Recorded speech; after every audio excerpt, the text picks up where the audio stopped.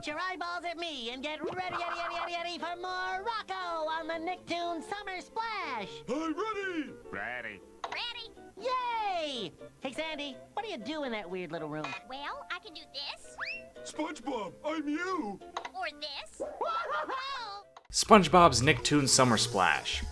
In 2000 and 2001, this block aired on Nickelodeon.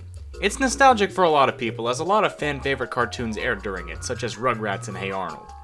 Some might even confuse it for the Nicktoons Summer Beach House, which was a similar block that aired in the following years. However, materials from the latter block have been much more abundant online. The main meat of these materials is a set of bumpers and interstitials, which were SpongeBob shorts made of entirely new material not seen on the main show. Of these, only some of the ones introducing Rocco's Modern Life are available, and there are some other generic bumpers that are believed to exist but haven't been found.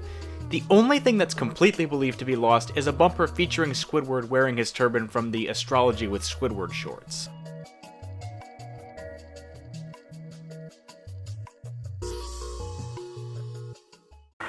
When I got to college, I didn't know what to expect.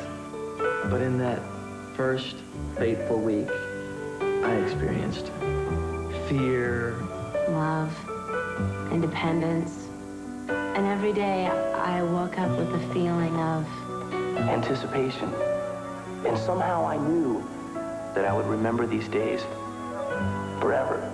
The Class of '96, coming Tuesdays in January to Fox. Class of '96. This show was a teen drama that aired on Fox in 1993. The premise was that the show followed the lives of students at a fictional Ivy League university, and the draw was that the show would follow these characters to teach about serious issues through the various backgrounds the characters were from. The time slot did not do this show any favors. Airing on Tuesday nights at the same time as shows like Full House, the show's competitors drew it away from the target audience, and as a result, ratings were low despite critical reception generally being pretty good. The show received no home media release, as it was unsure how much interest there would have been in having one. Combine that with the low ratings that gave this a very small fan base, and very few recordings are out there. Outside of the first 5 episodes, the rest of the show is lost.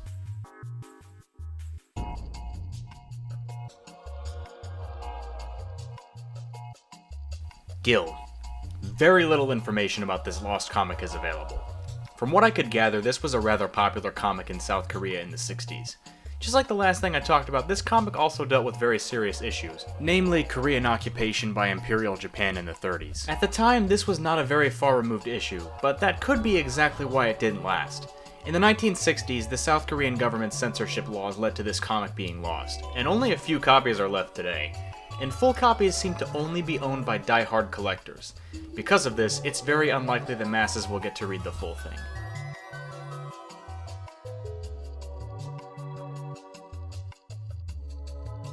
Now stand by for adventure. 3, 2, 1. In the exciting story of Colonel Bleep's arrival on Earth. Colonel Bleep. Colonel Bleep was a science fiction cartoon aired from 1957 to 1960. The premise was your usual science fiction fare for the time, but the real interest comes from the fact that this was the first television cartoon produced in color. One of the production companies that produced this cartoon, Soundac, is of particular interest, as very little information is known about it aside from the fact that it no longer exists. But the timeline on when it closed down is unknown. It's believed that the van Soundac used to keep its tapes in was stolen when the company closed down, and because of that, a huge amount of material became lost. Various leaks have appeared on YouTube, but for every 4 recovered episodes, there's 1 episode that's lost.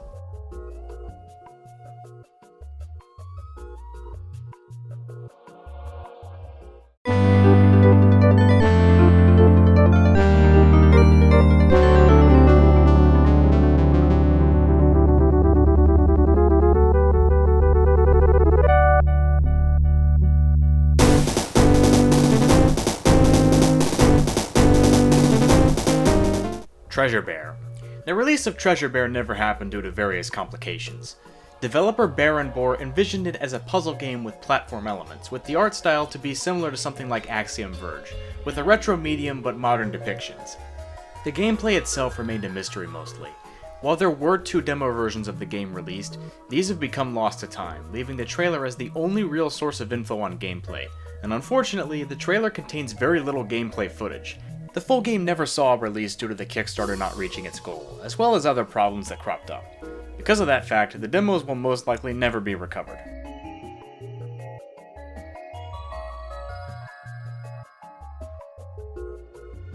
Mega Man Anniversary Collection. This game got released on various other consoles, except oddly the GBA. This wasn't from lack of trying, as a GBA version of this collection was planned as well, but this collection wouldn't feature the exact same games as the others. Instead, all 5 of the exclusive Mega Man titles for the original Game Boy ported onto one cartridge. However, many problems showed up during development. The game was delayed often due to these problems, but no concrete information ever went public. It was rumored that the source code to the game was lost, in which case the entirety of the games within would have to be reprogrammed. However, forum users have refuted that claim, with one going as far to say it was eventually cancelled for stupider reasons. As of now, this screenshot is all that remains.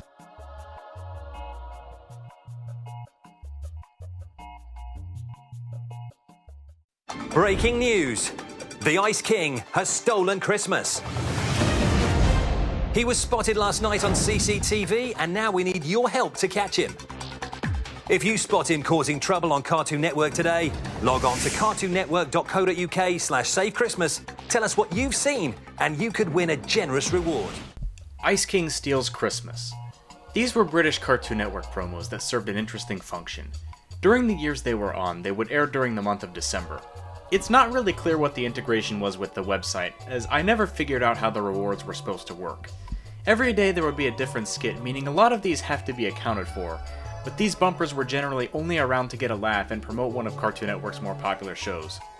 Only being shelved once Adventure Time ended. Since these aired daily and were different each time, the few that have been archived are sadly dwarfed by the number of these that are lost.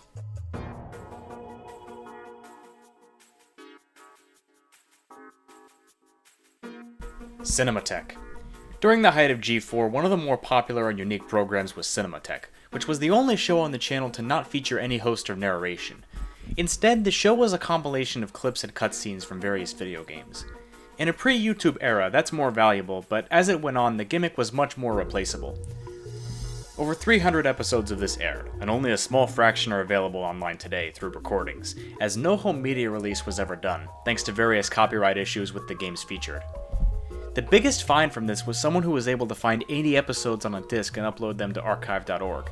As well as the main series, there's also a spin-off that specialized in more adult-themed clips, and this series is also largely lost today.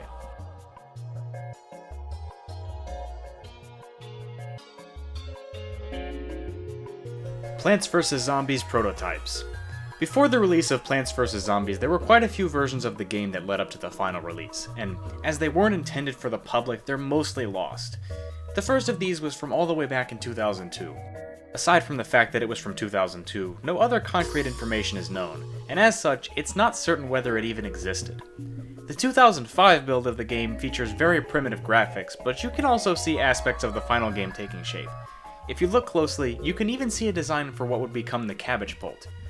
The 2006 build is probably the most well-known, as the gameplay essentially combines the regular levels and the conveyor levels, as you'd need sun to get plants, but you couldn't pick the plants on your own.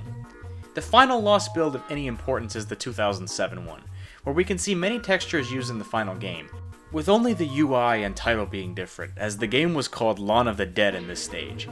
Most later versions before the release are found, so to save time I'll omit those, but they could be brought up in their own video at some point.